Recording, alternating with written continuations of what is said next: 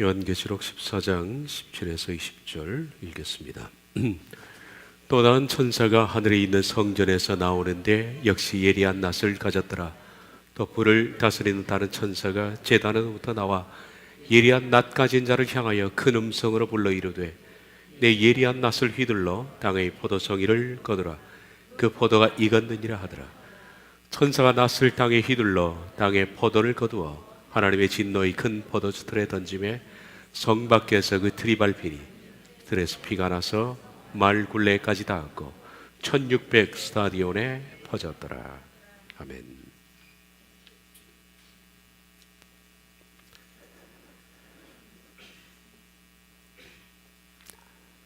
지난 시간에 마지막 추수를 받습니다.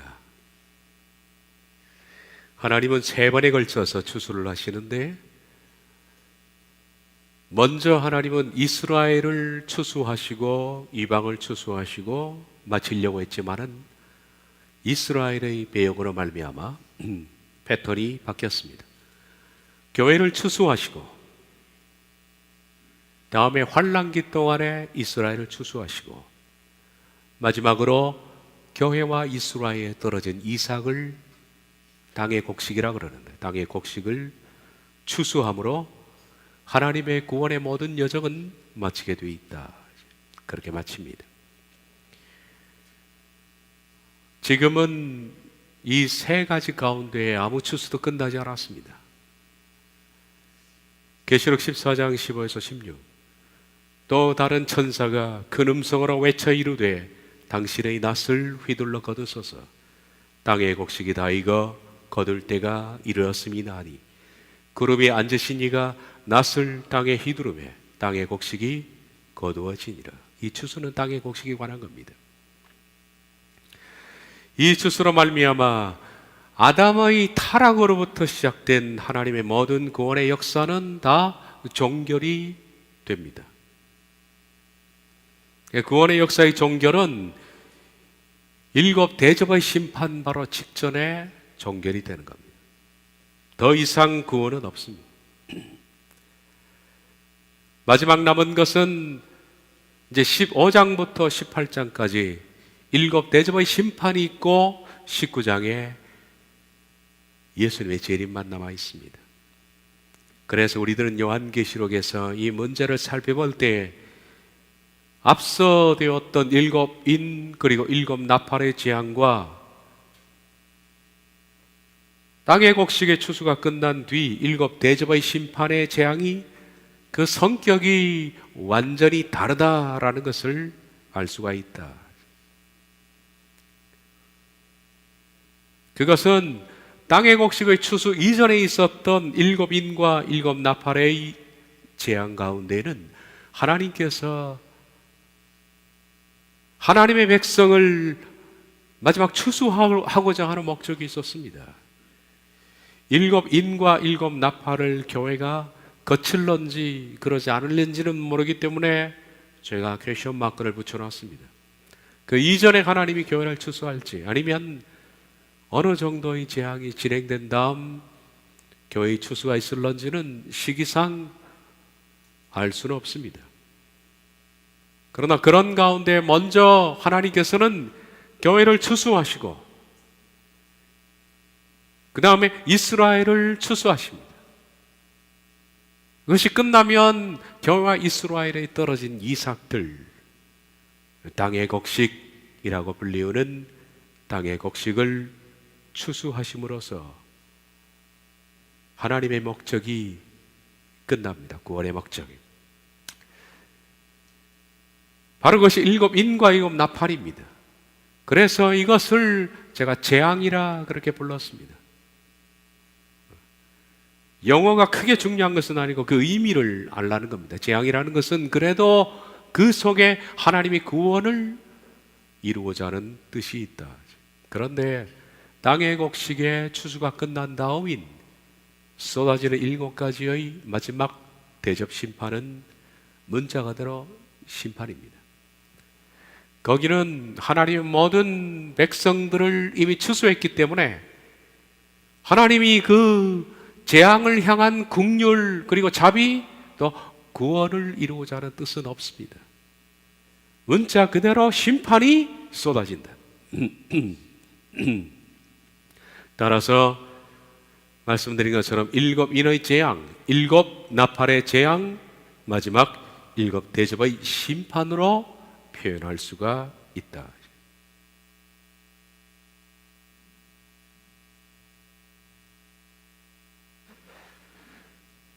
모든 구원받은 자들은 땅의 곡식의 추수인 계시록 14장 14에서 16절로 정결이 됩니다.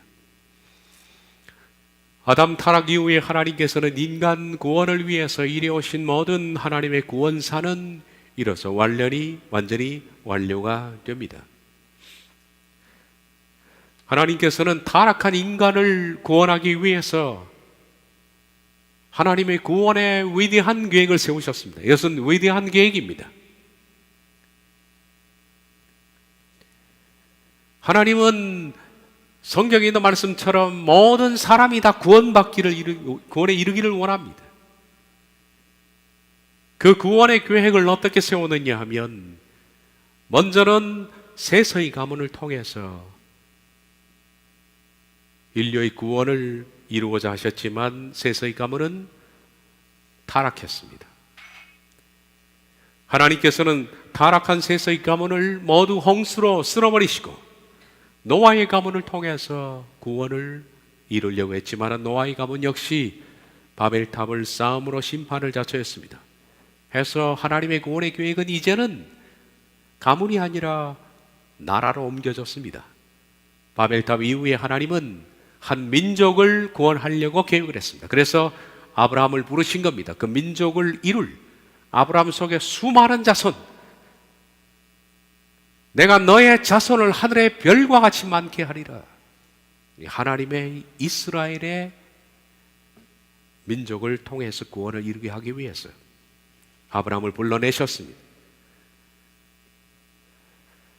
그리고 아브라함에게 말씀하시기를 너로 말미암아 땅의 모든 족속이 구원을 받을 것이다. 이스라엘 민족에서 구원이 흘러나간다는 겁니다. 다른 민족으로. 요한복음 4장에도 예수님께서는 이는 구원이 유대인으로부터 나오느니라, 유대인에게서 나오느니라 라고 되어 있지만 그것이 out of, 유대인으로부터 나온다. 구원이 유대 민족을 하나님께서 구원시키시고 그 민족으로부터 땅의 이방의 구원들이 흘러나오도록 하나님이 계획을 세우셨습니다. 그래서 아브라함을 불러내신 겁니다. 이때로부터 하나님께서는 아브라함을 통해서 민족을 이루고 그 민족이 완전히 제사장 민족되고 성결한 하나님의 민족이 되어서 이방을 구원할 수 있는 구원의 민족을 만드시는 것이 하나님의 1차적인 목표였습니다. 이스라엘은 이 목표를 빨리 이루어 드려야 됩니다. 그래야만 하나님의 뜻이 이방을 향해서 성취가 될 수 있을 텐데, 이때부터 하나님께서는 모든 구원의 관심사를 이스라엘에게 두셨습니다.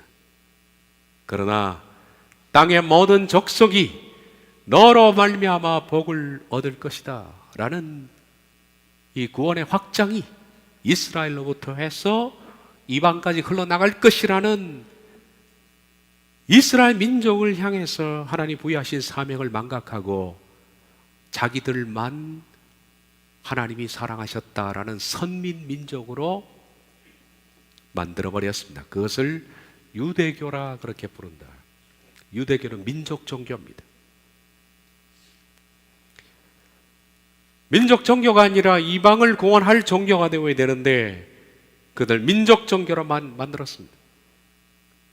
이 사실을 깨트리려고 하나님께서는 구약에 많은 선지자를 보냈습니다마는 하나님의 바른 그 뜻을 전파하는 선지자들을 그들은 죽였습니다. 그리고 마지막으로 예수님이 이스라엘을 회복하려고 왔지만은 예수님마저도 죽이려고 했고 그리고 마침내 죽였습니다. 그래서 예수님은 민족을 통해서 이스라엘 민족을 통해서 이방을 구원하려고 하는 하나님의 프로젝트를 완전히 끝내버렸습니다. 화 있을진저 마태복음 23장 그들에게 저주를 선포하시면서 화 있을진저 이스라엘 민족과 끝났다는 종결 선포를 하셨습니다. 그리고 마태복음 24장에 말씀하시기를 다시는 나를 보지 못하리라. 그래서 이스라엘 민족에게서 하나님의 구원의 핵심 멤버가 교회로 바뀌었습니다. 12지파를 대신하는 12사도를 세우셨습니다. 그리고 교회를 통해서 이방 민족을 하나님이 구원하려고 하는 계획을, 원래의 계획을 계속 실행해 나가신 겁니다. 이때로부터 이스라엘은 문이 닫혀버렸습니다. 그래서 로마서에 보면, 바울이 9장에 보면 고민을 하죠.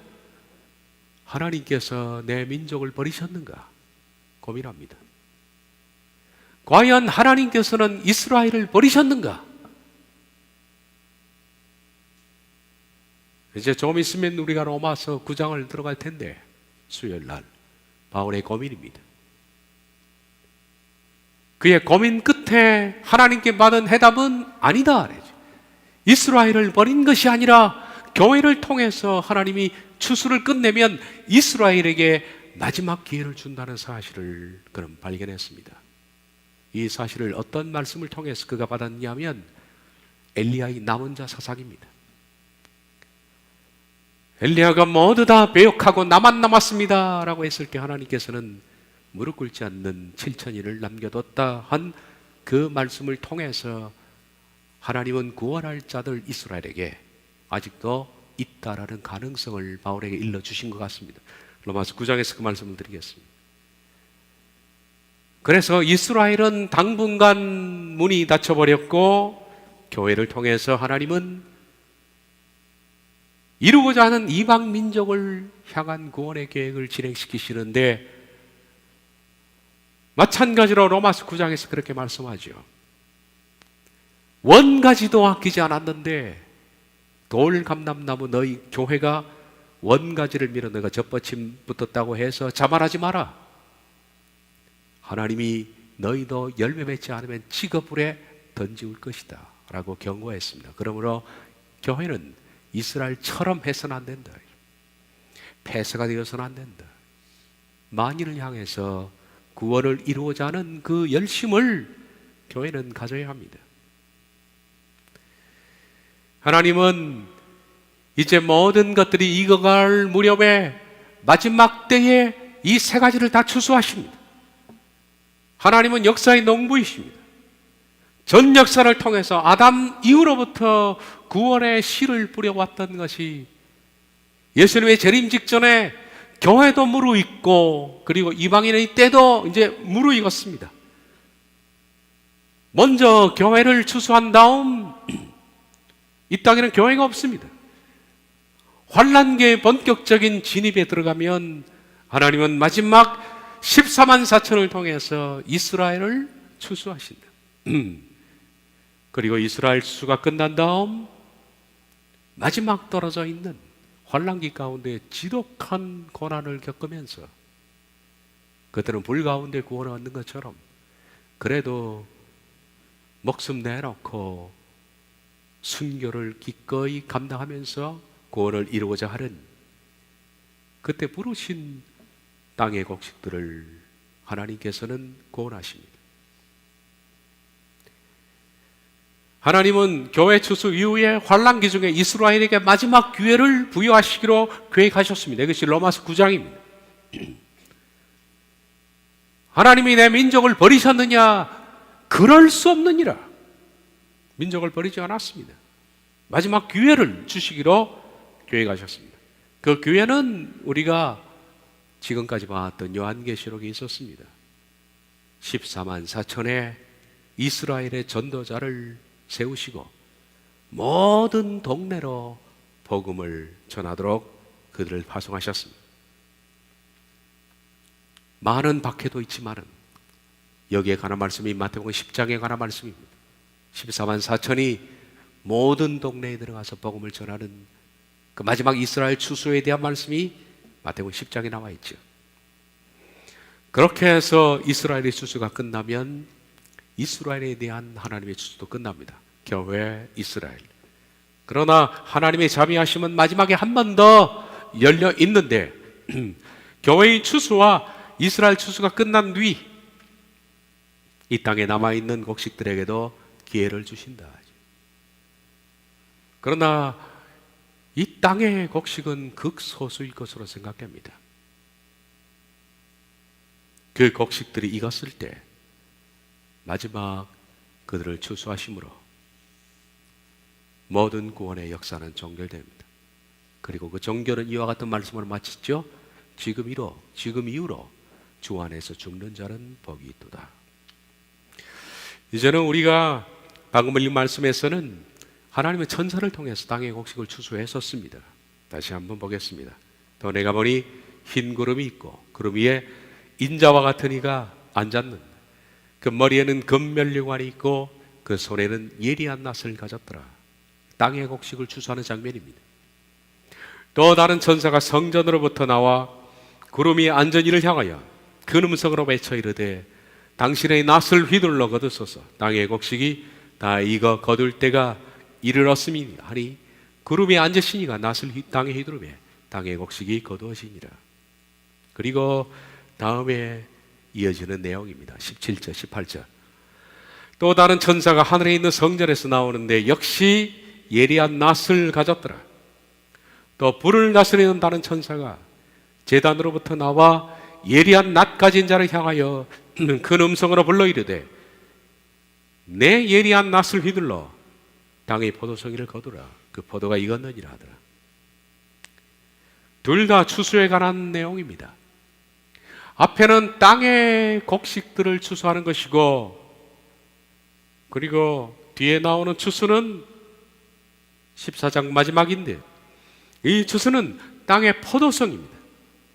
땅의 곡식과 땅의 포도송입니다. 서로 다른 겁니다. 이 둘 다 공통점이 있다면 추수에 관한 겁니다. 추수는 끝나는 거죠.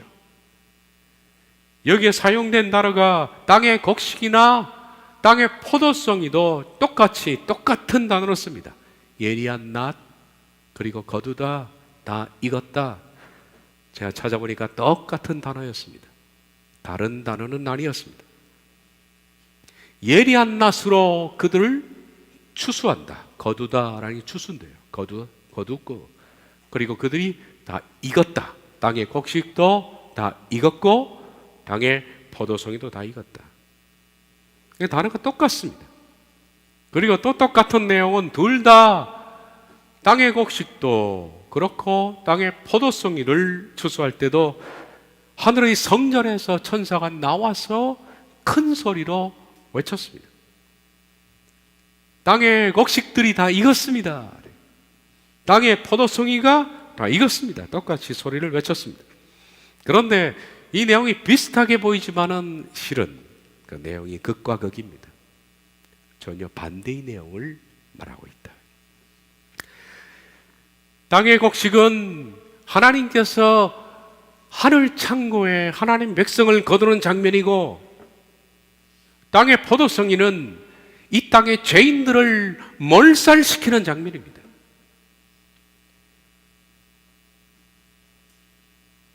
다른 내용입니다. 그러므로 곡식이라고 표현된 것은 하나님 백성이고 포도송이는 하나님의 진노의 대상인 죄인들입니다. 19절 20절 천사가 낫을 땅에 휘둘러 땅의 포도를 거두어 하나님의 진노의 큰 포도주틀에 던짐에 성 밖에서 그 틀이 밟히니 틀에서 피가 나서 말굴레까지 닿았고 1600 스타디온에 퍼졌더라. 이 자체가 엄청난 비참한 결말입니다. 아예 하나님께서는 그 포도를 거두어서 포도주 틀에 넣고 짜는 것처럼 발로 밟아버리겠다는 겁니다. 완전. 어떤 장소, 이 성박이라고 표현된 그 성밖에 모아놓고 옛날 포도즙을 짤 때 사람이 올라가서 틀 위에서 바로 밟습니다.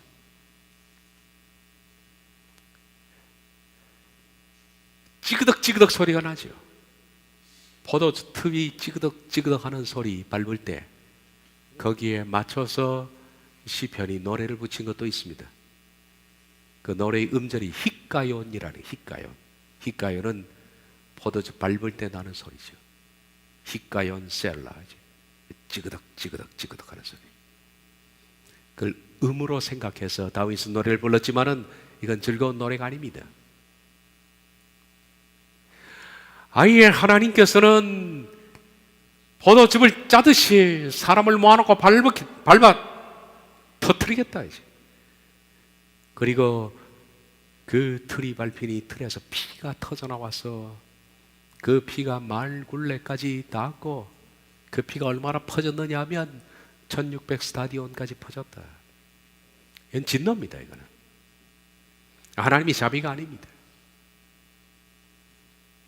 그러므로 땅의 곡식은 하나님의 백성을 수확하는 것이고, 땅의 포도송이는 하나님의 심판입니다.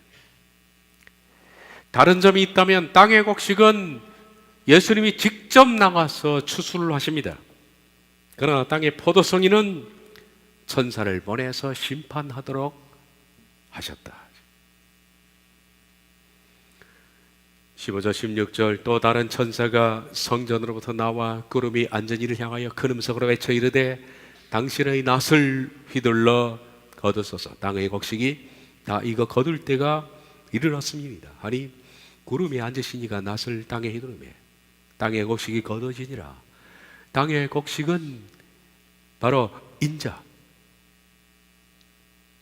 구름이 앉으신 인자, 예수님이 직접 추수를 하신 겁니다. 그런데 땅의 포도송이는 심판의 천사를 보냅니다. 또 다른 천사가 하늘에 있는 성전에서 나오는데 역시 예리한 낫을 가졌더라. 또 불을 다스리는 다른 천사가 제단으로 나와 예리한 낫 가진 자를 향하여 큰 음성으로 불러 이르되 너의 예리한 낫을 휘둘러 땅의 포도송이를 거두라. 그 포도가 익었느니라. 하늘 성전에서 나온 예리한 낫 가진 천사가 포도송이를 거두는 겁니다. 거두니 그 피가 튀어서 말굴레까지 올랐다. 그런데 그 천사가 나올 때 불을 다스리는 천사가 심판을 집행하는 천사에게 말하기를 빨리 포도를 거두어 달라고 요청하는 장면이 나옵니다. 어떤 심판입니다. 땅의 곡식은 예수님이 직접 추수를 하셨지만 포도송이는 천사를 보내서 했는데 그것은 하나님께서 이 땅의 곡식들을 얼마나 아끼느냐 하는 거예요. 이건 하나님께서 얻으신 최고의 수확물입니다. 불법과 불의, 폭력과 사악함이 판을 치는 환란기 가운데 수많은 사람들이 배교하고 수많은 사람들이 먹고 입고 생명 부지하는데 다 배신하지만은 그 가운데 그래도 끝까지 남아서 아주 극악한 상황을 통과해서 배교하지 않고 목숨까지 내어놓는 환란기 동안에 익은 땅의 곡식들 얼마나 귀합니까? 이 귀한 곡식 알을 직접 따시러 예수님이 오시는 겁니다. 그분의 손으로 따는 거예요. 그런데 이제 이 모든 것들이 빠져나간 뒤에 심판만 남은 이 죄악의 투성이, 이 죄인들을 향해서 하나님은 볼 필요가 없는 겁니다. 천사를 보내서 네가 처치하라는 거예요. 그러므로 포도송이를 천사를 보내서 추수하겠다는 것은 하나님의 분노의 표현이라고 생각이 됩니다. 이 포도송이, 이 죄인들을 상징하는 포도송이는 구약에서 이미 이 심판은 예언이 되어 있습니다. 요엘서 3장 13절 너희는 낫을 쓰라 곡식이 익었다 와서 밟을지어다 포도주 틀이 가득히 차고 포도주 독이 넘치니 그들의 악이 크미로다. 연관된 말씀입니다. 너희는 낫을 쓰라 한 것은 아마 하나님께서 천사에게 하신 말씀일 겁니다. 낫을 쓰라. 죄악이 관영했다는 겁니다. 곡식이 익었다는 것은 이 땅에 죄악이 꽉 찼다. 와서 밟아버리라. 그들의 악이 크다. 이사야 63장 1절에 6절 에돔에서 오는 이는 누구며 붉은 옷을 입고 보스라에서 오는 이 누구냐? 그의 화려한 의복 큰 능력으로 걷는 이가 누구냐? 그는 나이니 공의를 말하는 자요 구원의 능력을 가진 자니라. 메시아를 말합니다. 어찌하여 너의 의복이 붉으며 내 옷이 포도주를 밟는 자 같으냐?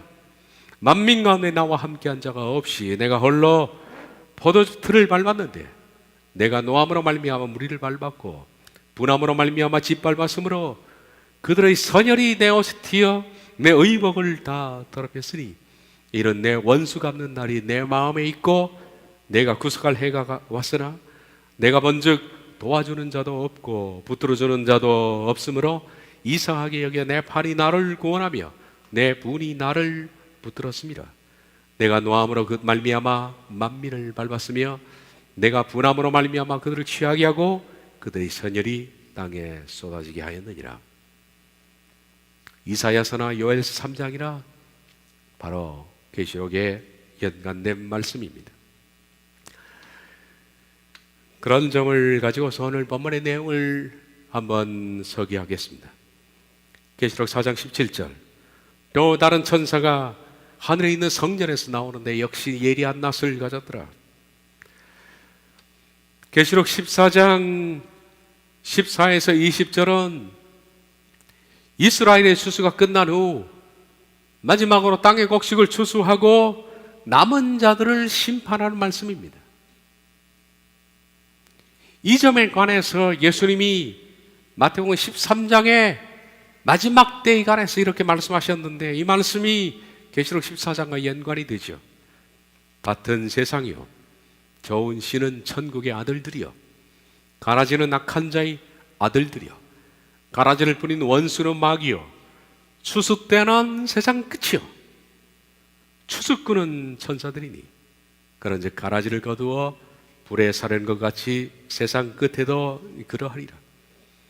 인자가 그 천사들을 보내니 그들이 그 나라에서 모든 넘어지게 하는 것과 또 불법을 행하는 자들을 거두어내어 불못불에 던져 넣으리니 거기서 울며 이를 갈게 되리라. 그때 의인들은 자기 아버지 나라에서 해와 같이 빛나리라. 귀 있는 자는 들으라. 의인들은 이미 다 추수를 했습니다. 교회 이스라엘 땅의 곡식. 하나님께서 가라지를 뽑지 않은 이유는 혹시 가라지를 뽑다가 알곡이 다칠까 염려해서 마지막 때까지 둔 겁니다. 이제 역사의 마지막에 와서 하나님이 알곡을 다 추수한 뒤에 나머지 가라지를 추수합니다. 그것이 바로 요한계시록 14장의 땅의 곡식의 추수와 포도송이의 추수입니다. 이것이 마태복음 13장에 그대로 나와 있죠. 가라지와 알곡은 자랄 때 보면 똑같습니다. 그러나 자라고 나면 확실히 달라집니다. 그래서 알곡을 추수하기가 쉬운 거예요. 먼저 하나님께서는 예수님이 직접 오셔서 땅의 곡식 알곡을 다 추수하십니다. 교회 이스라엘 땅의 곡식 추수가 끝난 다음 그 밭은 전부 가라지 지천입니다. 의인들은 모아서 전부 하늘 창고에 거두어 놨고 이 땅에는 땅의 곡식까지 추수한 뒤에 온통 악의 총체들 하나님께서 더 이상 택하지 않는 악인들만 그득합니다. 이제는 천사를 보내어서 예리한 낫으로 그들을 그냥 잘라내면 됩니다. 쳐내면 됩니다. 불법을 행하는 자는 그냥 쳐내서 불못불에 집어 던지면 됩니다. 그것이 뭐냐? 일곱 대접의 심판입니다. 교회와 이스라엘 그리고 마지막 땅의 곡식을 추수하고 남은 자들은 이 땅의 가라지와 악인들입니다. 가라지는 뭐죠? 교인들입니다. 아니 교인들이죠. 알곡은 성도입니다. 흉내만 낸 사람들, 예배는 했지만 구원에 이르지 못한 사람들, 가라지들. 그리고 이 땅에 남은 악인들. 그러므로 땅의 곡식의 추수가 끝난 다음 하나님의 긍휼은 없습니다. 오직 맹렬한 심판밖에 없다. 계시록 14장 17에서 20절은 바로 이들을 향한 하나님의 분노가 시작되고 마치는 것을 말합니다. 하나님이 분노하셔서 천사를 보내어서 예리한 낫을 들어 땅의 곡식, 땅의 포도송이를 추수하라. 그가 추수해서 집어 던지니 그 포도송이를 밟으니 피가 터져서 말 굴레까지 피가 흘렀고 1600 스타디온까지 퍼졌다. 피가. 그러므로 요한계시록 14장 17에서 20절 포도송이의 추수는 만약에 요한계시록 14에서 20절 포도송이 추수로 모든 것이 끝난다면 15장, 16장, 17장, 18장이 없습니다. 있을 필요가 없죠. 일곱 대접의 심판이 없습니다. 그런데 17절, 20절이 있고 그 다음 15, 16, 17, 18장 일곱 대접의 심판이 열거되는 것을 봐서 계시록 17에 20절 포도송이의 추수는 15에서 18장까지 나오는 일곱 대접의 심판을 한마디로 압축해 놓은 말씀으로 보면 됩니다. 일곱 대접의 심판을 통해서 하나님은 이렇게 포도송이를 심판하겠다는 말씀이 되지요. 앞에서 잠깐 언급했던 것처럼 일곱 인과 일곱 나팔은 재앙입니다. 그래서 하나님은 그 가운데에 건지고자 하는 사람을 건지 그러나 일곱 대접은 심판입니다. 일곱 인과 일곱 나팔의 재앙 속에는 하나님께서 마지막으로 얻고자 하는 백성들이 있었습니다. 일곱 인에는 순교자들이 있었죠. 이슬람으로 추정되는 사람들에게 이 땅에 얼마나 박해를 받아서 그들이 목이 날아나고 돌아난 사람들이 하늘 성전에 올라가고 그 영혼들이 억울함을 풀어달라고 외치나 아직 그 수가 차지 않았다. 이 땅에 더 많은 순교자들이 나오는 바로 그것이 일곱 인의 심판 가운데 있습니다. 그리고 일곱 나팔 심판은 그 속에는 14만 4천이 있고 14만 4천과 두 증인이 이스라엘에게 복음을 마지막으로 전했어. 그들의 복음이 완료되는 바로 이 내용들이 들어있습니다. 그러므로 일곱 인과 일곱 나팔에는 하나님의 긍휼과 사랑이 있다. 그러나 일곱 대접은 더 이상 이것이 없겠죠. 마지막 땅의 곡식까지 추수했으니 가라지와 악인들을 향한 하나님의 맹렬한 분노의 심판이 그냥 쏟아질 뿐입니다. 두려운 거예요. 일곱 나팔이, 일곱 대접이. 하나님은 이제 그 분노의 심판을 집행할 천사를 보내십니다. 그 천사에 대해서 이렇게 말합니다. 또 다른 천사에. 또 다른 천사는 앞에 나와 있는 땅의 곡식을 추수한 그 천사와 다른 천사를 하늘에 있는 성전에서 나오는데 역시 예리한 낫을 가졌더라. 그리고 일곱 대접의 심판을 집행할 천사가 나오면서 그가 나오는데 뒤에서 다른 천사가 일곱 대접의 심판을 집행하는 천사에게 어떤 촉구하는 소리를 냅니다. 그 천사가 누구냐면 불을 다스리는 천사라 그렇게 나와 있죠. 18절 보면 또 불을 다스리는 다른 천사가 제단으로부터 나와 예리한 낫 가진 자를 향하여 큰 음성으로 불러 이르되 너의 예리한 낫을 휘둘러 땅에 포도송이를 거두라. 그 포도가 익었느니라. 불을 다스리는 천사가 누구길래 이 천사가 포도송이를 추수하러 가는 심판을 집행하는 천사에게 말하기를 빨리 가서 포도송이를 좀 쳐달라. 익지 않았느냐? 알고 있습니다. 그런데 불을 다스리는 천사가 와서 빨리 해달라고 지금 탄원을 하는 겁니다. 이 누구냐? 이 사람이. 불을 다스리는 천사는 직역하면 불에 대한 권세를 가진 천사가 직역입니다. 뭐 다스리는 건 아니고, 불에 대한 권사, 불에 대한 권세를 가지고 있는 천사입니다. 그런데 이 불은 어떤 불이냐 하면 제단으로부터 나왔다. 제단에 있는 불을 다스리는 천사입니다. 제단불에 대한 권세를 가지고 있는, 이 권세라 그러면 능력이라고 표현하는 것이 아니고, 권세라는 것은 출처입니다. 엑수시아라는 단어가, 엑스라는 것이 나오다는 뜻이고 우시아가 존재입니다. 어떤 존재로부터 나온 것이 권세입니다. 그러니까 하나님께서 말씀하신 거죠. 네가 제단불을 관장해라. 그것이 엑수시아입니다. 권세. 권세는 하나님으로부터 오는 거예요. 권세는 인간에게 있는 게 아닙니다. 권세는 천사에게 있는 것도 아닙니다. 권세를 부여해야만 권세가 있는 거예요. 천사에게 말씀해요. 네가 제단불을 관리해라.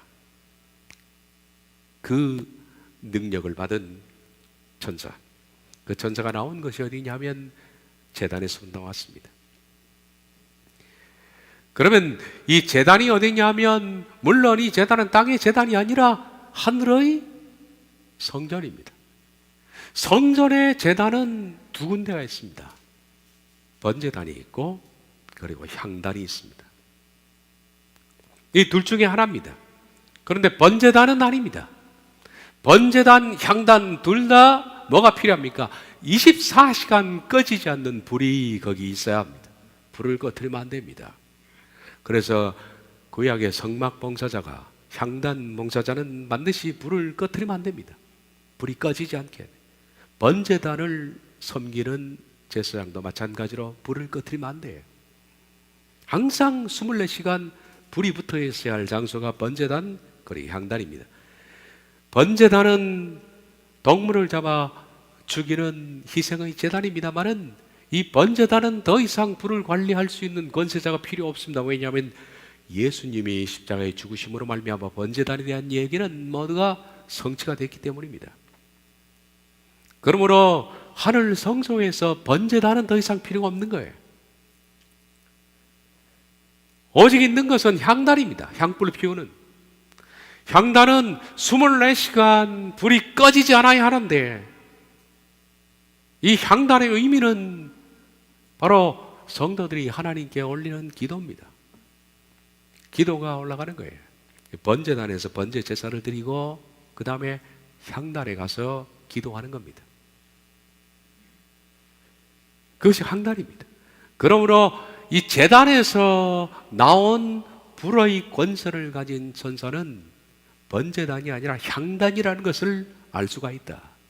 기도를 상징하는. 향단은 이 땅에서 하나님의 백성들이 올리는 간절한 기도를 하늘 성소에서 받는 장소입니다.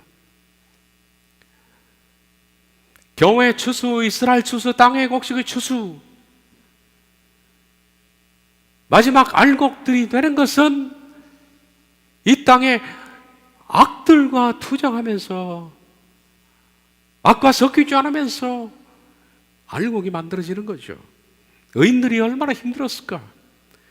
불의와 타락과 죄악과 불법과 부당함, 환난, 권고, 박해, 그리고 마지막 때 말할 수 없는 고통, 고난을 또 순교까지 겪으면서 하나님께 절박하게 드린 하나님의 백성들의 기도, 그것이 바로 향단입니다.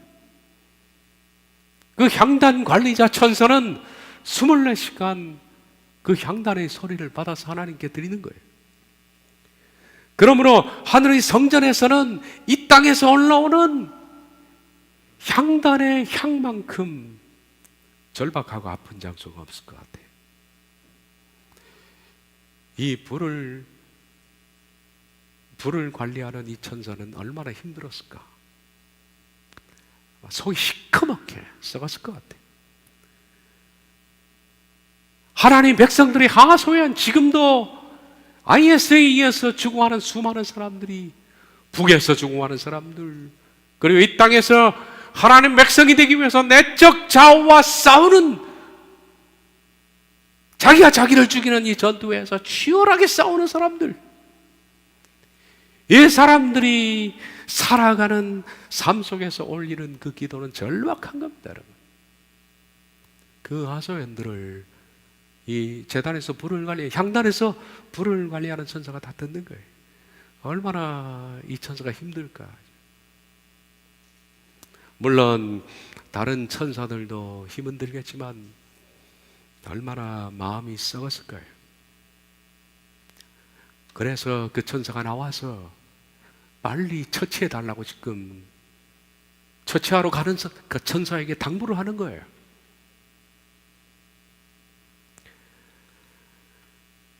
그 향단의 기도를 한번 보십시오. 계시록 6장에도 이런 기도가 올라오잖아요. 향단에 5째 인을 떼실 때 내가 보니 하나님 말씀과 그들이 가진 증거로 말미암아 죽임을 당한 영혼들이 제단 아래에 있어 큰 소리를 불러 이르되, 이 제단은 향단입니다. 이것이 하늘 성소 향단에 엎드러져 있는 거예요. 향단에서 그들은 감을 지릅니다. 큰 소리로, 제가 그때 주석할 때 말씀드렸죠. 큰 소리는 절규입니다. 막 큰 감을 지르면서 거룩하고 참되신 대주제요, 땅에 거하는 자들을 심판하여 우리 피를 갚아주지 아니하시기를 어느 때까지 하시려 하나이까 하니, 이들은 죽어 이미 올라간 사람들입니다. 각각 그들에게 흰 두루마기를 주시며 이르시되 아직 잠깐 동안 쉬되 그들의 동무 종들과 형제들도 자기처럼 죽임을 당하여 그 수가 차기까지 하라. 아직 덜 죽었다는 얘기예요. 순교자들이 하나님이 주수할 사람들이 또 있다는 거예요. 7 인심판 가운데. 이것이 바로 향단입니다. 제단입니다. 향단에서 벌어지고 있는 일이죠. 계시록 8장 3절에서 5절, 또 다른 천사가 와서 제단 곁에 서서 금 향로를 가지고 많은 향을 받았으니 이는 모든 성도의 기도와 합하여 보잡 금제단에 드리고자 함이라. 향년이 성도의 기도와 함께 천사의 손으로부터 하나님으로 앞으로 올라가는지라. 천사가 향로를 가지고 제단에 불을 담아다가 땅에 쏟음에 우리와 음성과 번개와 지진이 나더라. 그것이 바로 향단입니다. 이 향단으로부터 나온, 거기서 뛰쳐나온 불에 대한 권세를 가진 천사가 바로 향단을 섬기는 천사였는데, 얼마나 안타까고 애가 타고 속이 탔으면 포도성의 심판을 집행하러 가는 천사에게 그런 말합니다. 큰 음성으로, 이 큰 음성이라는 것은 원래 큰 울음소리, 이렇게 번역하면 더 좋을 것 같아요. 큰 울음소리로 말합니다. 빨리 가서 낫을 휘둘러서 포도송이를 거두라. 이 사악한 것들을 빨리 징벌하라는 얘기죠. 가는 중인데 포도가 익었느니라. 그 심정을 좀 이해할 것 같아요. 속히 심판을 집행해 달라는 말이에요. 그동안 하나님의 백성들의 피 맺힌 기도를 들어온 불에 대한 권세를 가지고 천사가 그렇게 부탁하는 것은 당연한 일일 것 같습니다. 예리한 낫을 가진 심판의 천사가 나가서 이제 분노로 심판을 합니다. 천사가 낫을 땅에 휘둘러 땅의 포도를 거두어 하나님이 진노의 큰 포도주들에 던지매 성 밖에서 그 들이 밟히니 들에서 피가 나서 말굴레까지 닿았고 1600 스타디온에 퍼졌더라. 얼마나 분노했으면 이런 식으로 표현할까요? 포도송이는 하나님 말씀을 거부하고 하나님께 적이 된 자들에 대한 집합적 표현입니다. 그 모든 악인들을 거두어 진노의 큰 포도주틀에 던졌다. 이 포도주틀에 대한 장소는 하나님께서는 모아서 그냥 밟아버리겠다고 말하는데, 바로 이 장소가 어디냐면 성밖이라고만 표현되어 있습니다. 예루살렘 성밖. 원문에는 그 성밖이라고 정관사가 붙어 있기 때문에 그 성은 예루살렘 성밖입니다. 예루살렘 성밖. 예수님은 성밖으로 끌려가셔서 죽으셨습니다. 성밖. 따라서 예루살렘 성밖이 어떤 장소인지는 잘 모르겠습니다.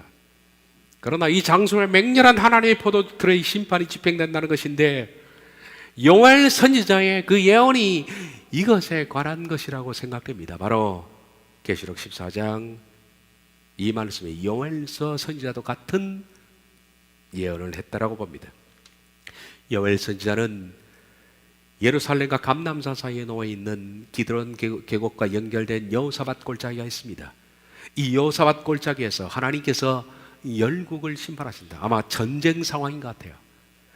전쟁으로 수많은 사람들이 모였는데 하나님이 거기에서 그냥 밟으신다는 겁니다. 그리고 피가 터지는 장면을 묘사한 것인데, 저는 이것을 계시록 16장 앞으로 오지는 않았지만은 계시록 16장의 아마겟돈 전쟁과 연관시키려고 생각합니다. 아마겟돈 전쟁 때. 그래서 아마겟돈은 할메기또입니다. 할메기또, 메기또 산. 할은 산이라는 뜻입니다. 마운틴. 메기또는 무기또죠, 무기또. 무기또 평원에 있는 산, 거기서 벌어지는 것이 할메기또 전쟁입니다. 아마겟돈이라고 번역되어 있는. 그래서 아마겟돈 전쟁은 저는 이것과 연계시켜서 이렇게 표현을 하게 됐습니다. 하나님께서 하나님 없는 백성들을 전쟁통에 모아놓고 하나님이 포도주를 밟듯이 밟아버리는 장소예요. 하나님이 밟는 장소예요. 아마겟돈이.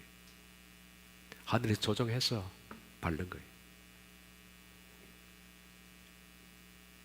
요엘서를 봅시다. 요엘서 3장 9절에서 15절. 너희는 모든 민족에게 이렇게 널리 선포할지어다. 너희는 전쟁을 준비하고 용사를 격려하여 병사로 다 가까이 나와서 올라오게 할지라. 이 아마겟돈으로 다 모이게 하는 거예요. 유브라데스 강을 말림에 동방에서 오는 2억 명의 군사들을 모으고, 유럽에서 오고, 아프리카에서 오고, 중동에서 모여서 직결된 이곳에서 하나님은 다 불러서 밟는 거예요. 이게 할메기돈. 너희는 버섯을 쳐서 칼을 만들지어다. 낫을 쳐서 창을 만들지어다. 약한 자도 이르기를 나는 강하다 할지어다. 전쟁하러 나가는 거니까. 사면의 민족들아 너희는 속해 와서 모이지어다. 여호와여 저희 용사들로 그리로 올라오게 하옵소서. 이 부분은 제가 요한계시록 16장을 할 때 더 자세히 말씀드리겠습니다. 민족들은 일어나서 여호사밧 골짜기로 올라올지어다. 내가 거기에 앉아서 사면의 민족들을 다 심판하리로다. 너희는 낫을 쓰라. 곡식이 익었도다. 와서 밟을지어다. 포도주 틀이 가득히 차고 포도주 독이 넘치니 그들의 악이 크미로다. 여호와는 환상을 봅니다. 환상을 보는데 그 여호사밧 골짜기에 사람이 무수하게 모인 것을 봅니다. 사람이 많으며 심판의 골짜기에 사람이 많으며 심판의 골짜기에 여호와의 날이 가까움이로다. 해와 달이 깜깜하며 별들이 그 빛을 거두리로다. 그래서 다 모아놓은 백성을 하나님 발로 밟는 거예요. 계시록 14장 20절 성 밖에서 그 틀에 밟히니 여호사밧 골짜기 그리고 메기또 거기서 하나님께서는 밟아버립니다. 어떤 식으로 밟을지는 모르죠. 피가 튀어서 말굴레까지 닿았다. 얼마나 피가 많이 났으면. 말굴레라는 것은 말의 고삐까지입니다. 피가 차고 해서 말 고삐까지 그냥 강물처럼 넘쳤다는 말입니다. 얼마나 많은 사람이 죽었으면 그 피가 말의 고삐까지 찼고 그 피가 퍼지기를 1600 스타디온. 이 스타디온은 지금의 스테디움이에요. 운동장이에요. 원래 스테디움이 단위가 200m입니다. 지금은 규격이 좀 달라져. 원래 스테디움은 200m를 기준으로 만들어지는 겁니다. 고대 단위였습니다. 그러니까 1600 스타디온은 계산해 보면 1600 곱하기 200 하면 나옵니다. 얼마입니까? 제가 계산 안 해왔네. 집에 가서 해보시기를 바랍니다. 그렇게 피가 퍼져나갔다. 피가 퍼져나갔다. 이것이 포도송의 심판입니다. 역사는 아직 진행이 되지 않았습니다. 저는 교회인 추수부터 이제는 시작될 것이라고 보는데 교회인 추수의 시기는 가까이 다가왔다라고 봅니다. 교회가 추수되면 곧바로 환란의 뚜껑이 열리고 이스라엘 추수하고 땅의 곡식이 추수되고 그 다음에 포도송이를 추수하는 이 장면은 그냥 진행됩니다. 그냥 진행이 되는 거예요. 우리들은 바로 이 시점의 초에 있는 겁니다. 이 부분에 대해서는 말씀드린 것처럼 할메기도 전쟁, 그때 좀 더 상세히 다루도록 하겠습니다. 기도하겠습니다.